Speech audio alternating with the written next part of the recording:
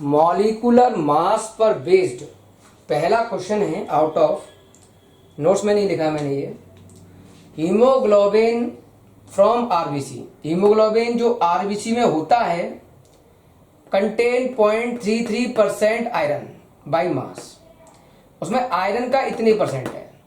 The molecular weight of haemoglobin इतना, molecular weight haemoglobin का इतना दिया है। तो number of iron atom in each molecule of haemoglobin, haemoglobin में Fe के कितने एटम होंगे। तो आप थोड़ा ध्यान से सुनना। मॉलिक्यूलर मास या molecular weight is equal to हम लिख सकते हैं n number of atom into atomic mass. मान लो मैंने n एटम माने आयरन के, तो n एटम मान लिया इनटू आयरन का एटॉमिक मास, Fe का एटॉमिक मास होता है 56, तो ये हमने रख दिया यहां 56। किसका एटॉमिक मास लिखा है? आयरन का। किसके एटम निकालने हैं? आयरन के। तो फिर मॉलिक्यूलर मास भी किसका होना चाहिए? आयरन का। टोटल मॉलिक्यूलर मास पता है 67200, इसमें 0.33% आयरन है, तो उसमें इंटू कर दो 0.33%। यहां से आपको n की वैल्यू निकालनी होगी। तो यहां से n आएगा 3.96 के आसपास। मैं इसे 4 ही कह दूंगा क्योंकि एटम पॉइंटों में नहीं होंगे। तो यहां n की वैल्यू हो गई 4। ओके, टोटल मॉलिक्यूलर मास का 0.33% है आयरन, तो इतने का 0.33% कर दिया है। n की वैल्यू निकाली। क्वेश्चन नंबर चेक करो 2, ये भी थोड़ा ध्यान से सुनना क्या कह रहा है। क्वेश्चन नंबर 2 पर ध्यान दो। A 1.2 gram metal, 1.2 gram metal displaced 1.12 litre of hydrogen at NTP. Equivalent weight चाहिए मेटल का। ये थोड़े गैसियस स्टेट पर बेस्ड क्वेश्चन है, आउट ऑफ है यहाँ, लेकिन आगे चैप्टर आएगा गैसियस स्टेट, वहां समझाते हैं इसको, लेकिन बहुत से लोग यहीं पूछ लेते हैं, इसलिए हम थोड़ा समझाना चाहते हैं इसको। ध्यान सुनना। W दिया है मास, तो W लिख दिया मास। मास ऑफ मेटल है 1.2 ग्राम। वॉल्यूम है आपका टोटल 1.12 लीटर हाइड्रोजन गैस का वॉल्यूम है। एनटीपी का मतलब समझो। एनटीपी का मतलब होता है टेम्परेचर फिक्स है 273 केल्विन और प्रेशर फिक्स होता है 1 atm। क्वेश्चन में एनटीपी हो या एसटीपी, टेम्परेचर 273 केल्विन फिक्स होगा और प्रेशर 1 atm फिक्स होगा। ठीक है, अब मैं यहां जो समझा रहा हूं उस पर ध्यान देना। मेरे पास एक फॉर्मूला है प्रेशर के टर्म में, PV is equal to W/m/RT। ये कंसेप्ट हम सीखते हैं, चैप्टर है गैसेस लॉ, अब वहां जाके सीखते हैं, वहीं ये क्वेश्चन आना चाहिए, लेकिन बहुत से लोग यहां पूछ लेते हैं, तो इसलिए हम कर लेते हैं। ठीक है, कर लेते हैं। प्रेशर है 1 atm, वॉल्यूम लीटर में चाहिए, वो है 1.12 लीटर। W आपको दिया है 1.2 ग्राम, 1.2 ग्राम। मोलर मास चाहिए m। R की वैल्यू, R होता है गैस कांस्टेंट। इस फॉर्मूले में गैस कांस्टेंट की वैल्यू होती है 0.0821, 0.0821। ठीक है, यूनिट होती है इसकी atm लीटर पर मोल केल्विन। यहां रख दो 0.0821 इनटू, हाँ भाई, टेम्परेचर कितना है 273। तो मैं यहां से निकाल सकता हूं m निकाल सकता हूं। ये आप सॉल्व करोगे तो मोलर मास आएगा 24। ओके, हमको चाहिए इक्विवेलेंट मास। मोलर मास, ध्यान सुनना, equivalent mass is equal to formula होता है molar mass upon equivalent mass equal to formula होता है मोलर मास। कट रहा है, एक मिनट रुको, नीचे से कट रहा है वो, तो ठीक है देखते हैं, बोर्ड छोटा पड़ गया, ध्यान सुनना। मोलर मास आ गया 24, मैं आगे लिख देता हूं। तो यहां से निकालना है इक्विवेलेंट मास, ई मोलर मास अपॉन बैलेंसी, ई निकालना है हमको। मोलर मास कितना है 24 अपॉन बैलेंसी। अब बैलेंसी कितनी होगी वो हमको समझना है। मेटल का रिएक्शन हुआ है और उसने हाइड्रोजन को रिप्लेस कर दिया है। ओके, हाइड्रोजन को यहां रिप्लेस किया है, तो हमें यहां चाहिए बैलेंसी फैक्टर। तो यहां बैलेंसी हो गई आपकी 2। कितनी बैलेंसी हो गई? 2 बैलेंसी हो गई। तो हम 2 का डिवाइड कर देंगे, तो बैलेंसी 2 हो गई, तो कितना आएगा ये 12। तो ये हो गया आपका 12।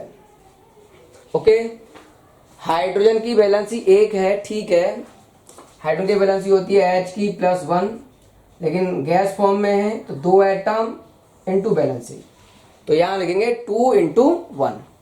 ओके, तो बैलेंसी हम कर सकते हैं, तो मोलर मास में बैलेंसी का डिवाइड करेंगे और सॉल्व कर लेंगे। ओके, थोड़ा और दोबारा समझा देता हूं इसको, यहां से रब कर देता हूं, यहां लिख देता हूं, यहां ज्यादा सही है। Equivalent mass equal to molar mass upon valency. Molar mass 24 है और बैलेंसी 2, तो आंसर हो गया 12। ओके, तो आंसर आ गया 12। क्लियर है अब? ठीक। टॉपिक का नाम है परसेंटेज कंपोजिशन कैसे निकालते हैं। तो जरा ध्यान दो, मुझे एक कंपाउंड दिया होगा, मान लो दिया है CaCO3, कोई भी कंपाउंड हो सकता है, दे दिया उसने। अब थोड़ा और आगे समझो, इसमें हर एलिमेंट की परसेंटेज पूछेगा, तो मैं यहां लिख रहा हूं, यहां लिख देता हूं 20 कैल्शियम 40, 6 कार्बन 12 और 8 और 16। ये मैंने इसके एटॉमिक नंबर नीचे वाले और ऊपर वाले मास नंबर होते हैं वो लिख दिए। ओके, अब ध्यान दो, परसेंटेज ऑफ कैल्शियम निकालना है आपको, इसका निकालना है। तो सबसे एक काम करो, पहले आप निकालो मोलर मास, पूरा molar mass, molar mass. Calcium का एटम कितना है? 1 एटम है, तो यहां लिख देता हूं कैल्शियम का एटम 1 एटम, तो 1 इंटू कैल्शियम का एटॉमिक मास 40 प्लस कार्बन का एटम कितना है 1, तो 1 इंटू कार्बन का एटॉमिक मास 12 प्लस ऑक्सीजन का एटम 3 ऑक्सीजन, तो 3 इंटू ऑक्सीजन का एटॉमिक मास 16। तो यहां से निकालो, ये सॉल्व करो, ये आया आपका 40 कैल्शियम का, कार्बन का पॉइंट आया 12, 12 हो गया और ये हो गया 48। ओके, अब निकालना है कैल्शियम की परसेंटेज, निकालनी है कार्बन की परसेंटेज, निकालनी है आपको ऑक्सीजन की परसेंटेज। ये पूछा, तीनों की परसेंटेज वो हमसे पूछेगा। कैसे निकालें? सबसे पहले कैल्शियम की निकाल रहा हूं। कैल्शियम का अपना कितना एटॉमिक मास आया टोटल 40, तो 40 लिख दो upon total molar mass, total कर लो इस सबका, ये टोटल आ रहा है ये प्लस ये 100, तो अपॉन 100, 40 खुद का, total molar mass 100 into percentage 100, तो ये आया 40%। अब आ जाओ कार्बन परसेंटेज। कार्बन का एटॉमिक मास कितना है 12, तो यहां लिखेंगे 12, टोटल मोलर मास कितना है 100 इंटू परसेंटेज का लिए 100 का इंटू 12% आया। ऑक्सीजन की परसेंटेज निकालनी है आपको, तो ऑक्सीजन का एटॉमिक मास कितना आ रहा है 48, टोटल कितना है 100, तो 48 टोटल 100 इंटू 100 कितना आया 48%। तो आप इस तरीके से किसी भी कंपाउंड में परसेंटेज कंपोजिशन निकाल सकते हैं।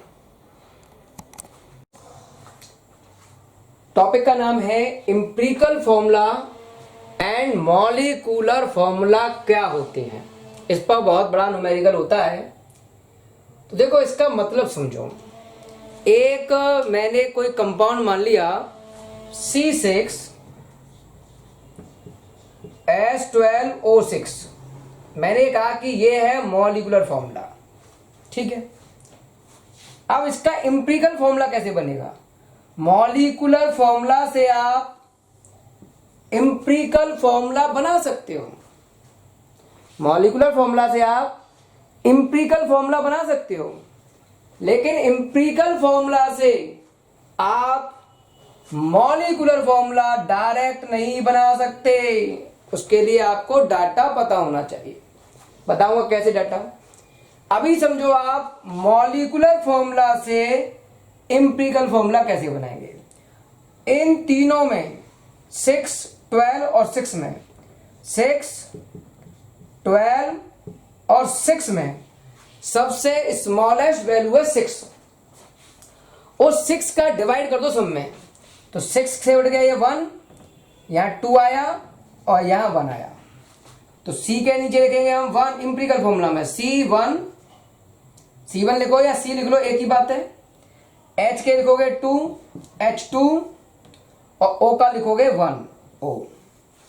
तो मॉलिक्यूलर फॉर्मूला से एम्पिरिकल फॉर्मूला बनाना। एक और समझाता हूं, ध्यान से समझना, अच्छी तरह समझना। B2H6 मॉलिक्यूलर फॉर्मूला है। यह संख्या 2 और 6, 2 छोटी संख्या, इसका डिवाइड कर दो दोनों में, तो BH3, 2 का डिवाइड किया तो B बचा, ये 3 बचा, तो BH3। ओके, अच्छा मान लो हम और बात करते हैं कि भाई मॉलिक्यूलर फॉर्मूला देता हूं, बताओ। मैं लिखा H2O, O1 है ये समझो, तो 1 संख्या छोटी है, अब 1 का डिवाइड करो तो इतना ही रहेगा, तो ये सेम आ गया, H2O ही रहेगा, सेम रहा। मान लो आपने लिखा C6H6, तो 6 और 6 कट जाएंगे, तो ये बचेगा CH। आ रहा है समझ में? जैसे मैंने लिखा H2O2, 2 का डिवाइड हो जाएगा तो ये बचेगा HO। तो ये मॉलिक्यूलर फॉर्मूला और ये इसका एम्पिरिकल फॉर्मूला हुआ, लिख लोगे। अच्छा देखो दोबारा समझो, इसका ये हो गया B2H, इसका ये हो गया, H2 का H2 रहा, बेंजीन का CH, H2O2 का HO। मान लो एक और एग्जांपल ले लेता हूं मैं, अमोनिया NH3, तो ये भी क्या रहेगा, NH3 रहेगा। समझ में आया? अब ध्यान से सुनो मैं क्या कह रहा हूं। मॉलिक्यूलर फॉर्मूला, मान लो C6H12O6, exact number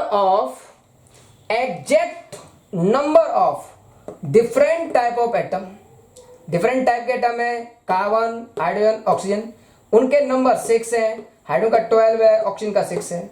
present in molecule of compound, ये कंपाउंड है, उसमें कार्बन के 6, हाइड्रोजन के मैक्सिमम 12 और ऑक्सीजन के मैक्सिमम 6 एटम है। तो ये एग्जैक्ट नंबर है।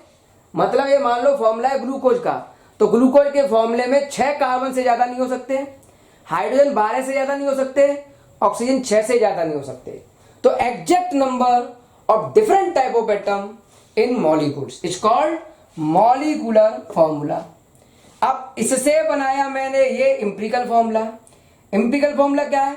Simplest whole number ratio, simplest whole number ratio of various atom present in compound. जो कंपाउंड था उनके जो एटम थे उनका एक सिंपल रेशियो में जो लिखा, तो उसे बोलते हैं हम एम्पिरिकल फॉर्मूला। ओके, तो आपको मॉलिक्यूलर फॉर्मूला देगा, आपको मॉलिक्यूलर फॉर्मूला देगा, ये यहां ले देता थोड़ा ऊपर, आपको मॉलिक्यूलर फॉर्मूला देगा और मॉलिक्यूलर फॉर्मूला देगा तो आप उसका एम्पिरिकल फॉर्मूला लिख सकते हो। ओके, अब मैं एक बहुत इंपॉर्टेंट क्वेश्चन कराने वाला हूं, उसका कंसेप्ट क्या है और मॉलिक्यूलर फॉर्मूला एम्पिरिकल फॉर्मूला में आपस में रिलेशन क्या है, कैसे एम्पिरिकल फॉर्मूला से मॉलिक्यूलर फॉर्मूला बनाया जा सकता है, एक क्वेश्चन के द्वारा समझाऊंगा। एक क्वेश्चन समझते हैं। कार्बन की परसेंटेज गिवन है, हाइड्रोजन की परसेंटेज गिवन है, रेस्ट ऑक्सीजन है, वेपर डेंसिटी 83 है, एम्पिरिकल फॉर्मूला और मॉलिक्यूलर फॉर्मूला बताओ। इस तरह के क्वेश्चन कैसे दिए होंगे, सारे क्वेश्चन ऐसे ही होते हैं, ध्यान से सुनना। पहले एक टेबल बनाएंगे, यहां लिखेंगे एलिमेंट, थोड़ा छोटा छोटा लिखूंगा, बड़ा क्वेश्चन है। एलिमेंट की टेबल हो गई, यहां लिखेंगे परसेंटेज की टेबल, यहां लिखेंगे percentage divide by mass number,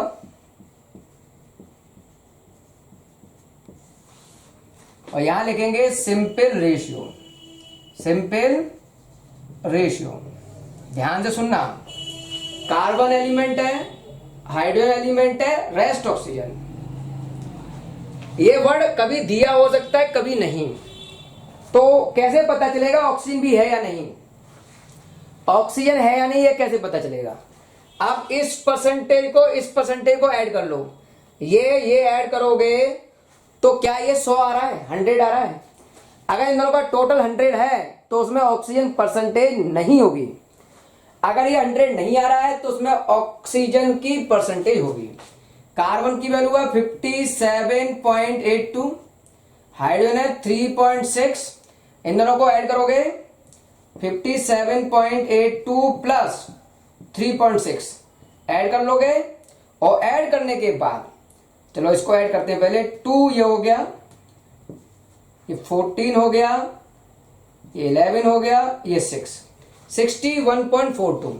इतने परसेंट तो इन दोनों का है, तो ऑक्सीजन का कितना हुआ, सीधी बात है 100 में से इस वैल्यू को माइनस कर देंगे, 100 में से इस वैल्यू को माइनस कर देंगे, तो ये वैल्यू आएगी 38.58। कैलकुलेशन चेक कर लेना भाई, 38.58। ओके चलो ये समझ में आ गया। अब मैं इसको रफ कर देता हूं, यहां तक क्लियर। अब थोड़ा और आगे समझते हैं।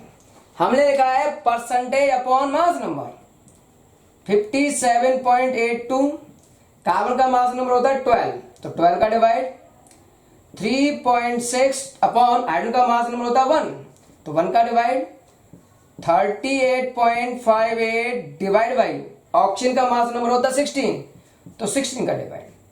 अब इसे हम सॉल्व करेंगे, तो देखो ये तो आ गया 3.6। अब 12 का डिवाइड करो इसमें, जब 12 का डिवाइड करोगे तो ये वैल्यू आएगी 4.8। 16 का डिवाइड करो इसमें तो ये वैल्यू आ रही है 2.4, डिवाइड कर लोगे। चलो अब और आगे समझो, आगे क्या करेंगे, इन तीनों वैल्यू में स्मॉलेस्ट वैल्यू चेक करो, स्मॉल वैल्यू चेक करो। तुम कहें सर ये स्मॉल वैल्यू है, इन तीनों में ये स्मॉल वैल्यू है, तो इस स्मॉल वैल्यू का डिवाइड इन तीनों में कर दो। 4.8 डिवाइड बाई 2.4, 3.6 डिवाइड बाई 2.4 और 2.4 डिवाइड बाई 2.4, तो ये तो 1 आ गया। इसका इसमें डिवाइड करोगे तो ये आएगा 2, और इसका इसमें डिवाइड करोगे तो वैल्यू आएगी 1.5। ओके यहां तक क्लियर है। चलो आगे समझते हैं, थोड़ा ध्यान सुनना। अगर ये पॉइंटों में आ रही है वैल्यू, पॉइंटों में, तो ये गड़बड़ है। अगर ये 3 होती, 4 होती, 5 होती तो कोई परेशानी नहीं थी, ये टॉपिक यहीं खत्म कर देते। लेकिन क्योंकि ये पॉइंटों में आया है तो आप एक काम करो, इस संख्या में, इस 1.5 में अगर मैं 1 का इंटू करूंगा, इस 1.5 में अगर मैं 1 का इंटू करूंगा तो इतना ही रहेगा, कोई फायदा नहीं हुआ।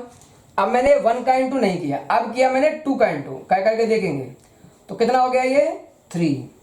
मान लो 2 का इंटू करने पर भी ये एक होल नंबर नहीं आता तो हम 3 का इंटू करते। ओके तो हमने इसमें 2 का इंटू कर दिया तो आ गया 3। अच्छा कितने का इंटू किया है, 2 का। अब इस 2 का इंटू करने पर ये होल नंबर में आया है, तो ये बाकी कहेंगे वाह तुमने 2 का इंटू कर लिया, तो हमें भी करो 2 इंटू 2 में इस 2 का इंटू, ये 4 आ गया। इस 1 में इस 2 का इंटू, ये 2 आया। यहां तक क्लियर। अब आगे समझो, ये टेबल मैंने बंद कर दी, ठीक है, टेबल का काम कंप्लीट। अब थोड़ा आगे समझते हैं। यहां लिखेंगे हम एम्पिरिकल फॉर्मूला। पहला क्वेश्चन था एम्पिरिकल फॉर्मूला बताओ, तो एम्पिरिकल फॉर्मूला सुनो। कार्बन के कितने आए हैं 4 C4, हाइड्रोकेट कितने आए हैं 3 H3, ऑक्सीजन के कितने आए हैं 2, तो ऑक्सीजन के 2। तो ये हो गया इसका एम्पिरिकल फॉर्मूला C4 H3O2। यहां तक क्लियर होगा आपको? ठीक है, अब थोड़ा मैं और आगे की बात करना चाहता हूं, थोड़ा ध्यान से सुनना। अब हमको निकालना है मॉलिक्यूलर फॉर्मूला। वो कैसे निकालेंगे? तो देखो, मॉलिक्यूलर फॉर्मूला निकालने के लिए यहां लिखेंगे हम एक formula, molecular formula is equal to empirical formula की पावर n। एम्पिरिकल फॉर्मूला की पावर n लिखेंगे, ठीक है। एम्पिरिकल फॉर्मूला कितना है, यहां लिख दिया मॉलिक्यूलर फॉर्मूला, और यहां लिख रहे हैं एम्पिरिकल फॉर्मूला C4 H3O2 की पावर, अब ये क्या बचा n। अब मुझे निकालना है n क्या होगा, तो समझो ध्यान से n क्या होता है। n इक्वल टू होता है molar mass upon empirical formula mass. Molar mass upon, ये फॉर्मूले आपको याद रखने हैं, पहले नहीं बताया, यही बता रहा हूं। n इक्वल टू होता है molar mass upon empirical formula mass. Okay, अब ध्यान सुनो, एम्पिरिकल फॉर्मूला मास कैसे निकालेंगे? जैसे मॉलिक्यूलर मास निकालते थे, 4 atom into mass number 12 plus 3 atom hydrogen का इंटू मास नंबर 1, ऑक्सीजन के एटम 2 इंटू मास नंबर 16। यहां से हम निकाल सकते हैं एम्पिरिकल फॉर्मूला। ये वैल्यू आ रही है एम्पिरिकल फॉर्मूला की 83। ओके, 83 आ गया। अब मुझे चाहिए मोलर मास। क्या चाहिए? Molar mass. मोलर मास लिख रहा हूं मैं यहां ब्लैक से, ध्यान सुनना। ये लिख दिया मैंने मोलर मास। क्वेश्चन में मोलर मास गिवन होता है, लेकिन यहां वेपर डेंसिटी दी है, या तो वेपर डेंसिटी देगा या फिर मोलर मास देगा। तो मैं लिखूंगा molar mass equal to 2 into vapour density, तो 2 इंटू 83। ओके, 2 इंटू 83, ये फॉर्मूला होता है, याद करना पड़ेगा। अब इसको यहां रख दो, मोलर मास हो गया 2 इंटू 83 और एम्पिरिकल फॉर्मूला हो गया 83, तो ये कट गया, तो कितना आया 2। इस n की वैल्यू यहां रख दो, तो C8, इसका इसमें 2 करो, C8, 3 का इसमें 2 करो 6, 2 का इसमें 2 करो 4। तो ये हो गया molecular formula C8H6O4। Okay, clear? Try करो, ऐसे ही सारे क्वेश्चन होंगे।